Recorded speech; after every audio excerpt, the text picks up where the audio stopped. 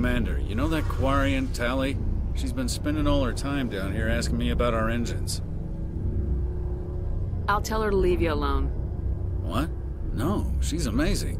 I wish my guys were half as smart as she is. Give her a month on board and she'll know more about our engines than I do. She's got a real knack for technology, that one.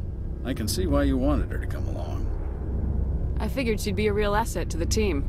You got an eye for Tali, Commander, but I'm guessing that's not why you came down here. Fill me in on the IES stealth system. How does it work exactly?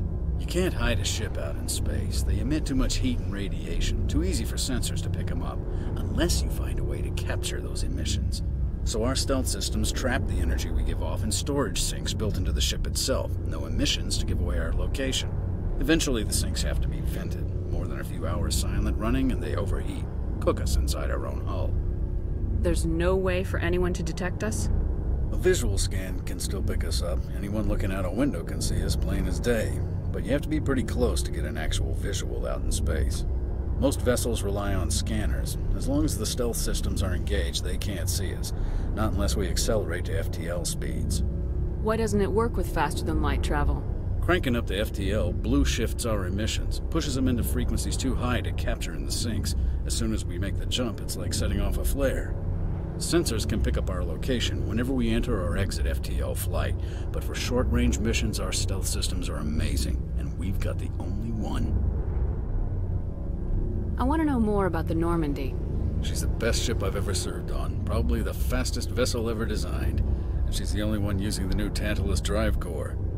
What's so special about the Tantalus drive core? Proportionally, it's about twice the size of any other vessel.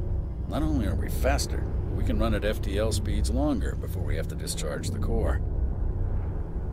Where else have you served, Adams? If you name a class of Alliance ship, I've probably served on it. Everything from dreadnoughts and carriers right down to frigates like the Normandy. My last assignment was on the Tokyo, only a cruiser, but she was a good ship. Couldn't hold a candle to the Normandy, though. Carry on, Adams. Aye, aye, Commander. Your ship's amazing, Shepard. I've never seen a drive core like this before. I can't believe you were able to fit it into a ship this small. I'm starting to understand why you humans have been so successful. I had no idea Alliance vessels were so advanced. The Normandy's a prototype, cutting-edge technology. A month ago, I was patching a makeshift fuel line into a converted tug ship in the flotilla. Now, I'm sitting on board one of the most advanced vessels in Citadel space. I have to thank you again for bringing me along. Traveling on a vessel like this is a dream come true for me. I had no idea you found ship technology so interesting. It comes with being a Quarian. The migrant fleet is the key to the survival of my people. Ships are our most valuable resource. But we don't have anything like this. We make do with cast-offs and second-hand equipment. We just try to keep them running for as long as we can. Some of the fleet's larger vessels date all the way back to our original flight from the Geth. I can't believe your fleet's still using ships that are 3 centuries old. They're constantly being repaired, modified, and refitted. They aren't pretty, but they work. Mostly. We've tried to make ourselves as independent as possible on the flotilla. Grow our own food, mine, and process our own fuel. But some things we just can't make on our own. A patch to maintain the hull integrity requires raw materials we just don't have. That's why our pilgrimages are so important. Tell me about your people. Our lives aren't easy. Resources are scarce, and we are constantly on the move. Everything we do must in some way contribute to the continuation of the migrant fleet. There are 17 million Quarians in the flotilla, and each of us relies on the others for survival. The bonds among my people are strong. Unfortunately, we have had to surrender many of the freedoms and civil liberties other species take for granted. What kind of freedoms? Well, it's illegal for parents to have more than one child. If our population grows too much, it would strain our resources to their breaking point. Of course, we also can't allow our numbers to become too few. If our population is in decline, the rule against single births is temporarily repealed. In extreme cases of population decline, incentives are even offered to encourage multiple births. Though the Conclave hasn't had to take such measures in nearly a century. That's your government. The Conclave is our civilian branch of government. Each ship can elect a representative to serve on the Conclave and make decisions that affect the fleet as a whole. On matters that affect an individual ship, however, the captain has the final say. It's a tradition that dates back to the early days, when the fleet was governed by martial law. Fortunately, most captains nowadays are smart enough to have an elected council from their crew to give them advice and guidance. So the ultimate power rests with elected officials? In practice, the Conclave and the respective council for each ship tend to set the rules that govern our daily lives. But in theory, we are still under military jurisdiction. The 5 top-ranking military officials in the fleet serve on the Admiralty Board. These 5 have the power to overrule any decision by the Conclave in case of emergency.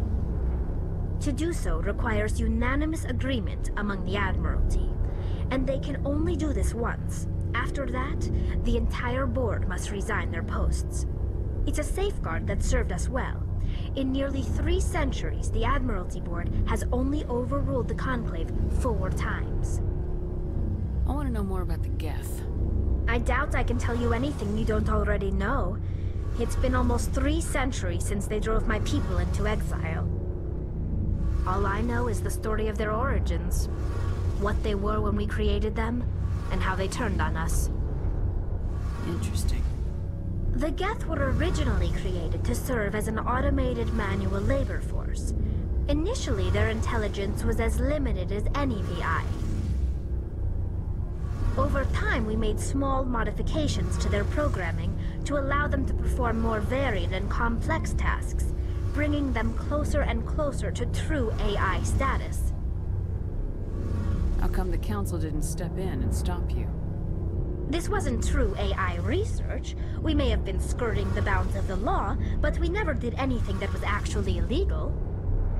The changes were so insignificant, so gradual, that we were able to control them. Or so we thought. But one thing we underestimated was the power of the neural network. 1 million Geth thinking simultaneously created an inherently unstable matrix. So the Geth share brain power? Many of the Geth's logic systems were designed to work in concert with other nearby Geth. Basically, the more of them you have in a group, the smarter they are. What made them rebel? As we built more and more Geth, their effective intelligence became more sophisticated, more abstract. One day, a Geth began to ask its Quarian overseer questions about the nature of its existence. Am I alive? Why am I here? What is my purpose? As you can imagine, this caused a near panic among my people. What did you do? It was inevitable the newly sentient Geth would rebel against their situation. We knew they would rise up against us, so we acted first. A general order went out across all Quarian-controlled systems to permanently deactivate all Geth. The Geth responded to this order violently. Hey, you can't blame them for fighting for their survival. We had no other choice. The Geth were already on the verge of revolution. By acting quickly, we had a chance to end the war before it began. The hope was that most of the Geth would still be little more than machines, incapable of organized resistance. But they had progressed much further than anyone anticipated. The war was long and bloody. Millions upon millions of Quarians died at their hands. In the end, we were forced to flee our own homeworld. We feared the Geth would pursue us, but they never came beyond the Veil. Now we drift through space, exile searching for a way to reclaim what was once ours. It's hard to feel sorry for you. Your ancestors tried to wipe out another species. We made a mistake when we created the Geth in the first place, but we did not make a mistake when we went to war against them. If we had not acted, they would have wiped us out. They're a synthetic life form. They have no use for organics. None. Why do you think they cut themselves off from the rest of the galaxy? Why do you think they've killed every organic being who's ever tried to contact them? They didn't kill Saren. What does that tell you? The Geth are not innocent victims in all this. They're the enemy. They want to destroy us. Not just the Quarians. All organic life. That's why they've joined up with Saren. And that's why we have to stop him. I want to know more about the pilgrimage. When my people reach maturity, we leave our birth ships and seek acceptance with a new crew. It's necessary to maintain genetic diversity among the fleet. But no ship wants to accept someone who will be a burden on them. So, to prove our worth, we embark on a pilgrimage. We set out alone, leaving the flotilla and our families behind us. We only return once we have found something of value we can bring back to the fleet. This is presented as a gift to the captain of the respective ship we wish to join. If the gift is accepted, we are welcomed into the crew. I can't believe they just send you off alone. It's not like they just cast us out. Before we leave, we are given lessons in how to survive outside the flotilla, and given gifts to help us on our journey. We also receive implants to fight off sickness and disease. Generations of living in an isolated and highly controlled environment have left our immune systems weaker than most. By the time we leave the fleet, we are well equipped for the pilgrimage. This is a rite of passage for all Quarians.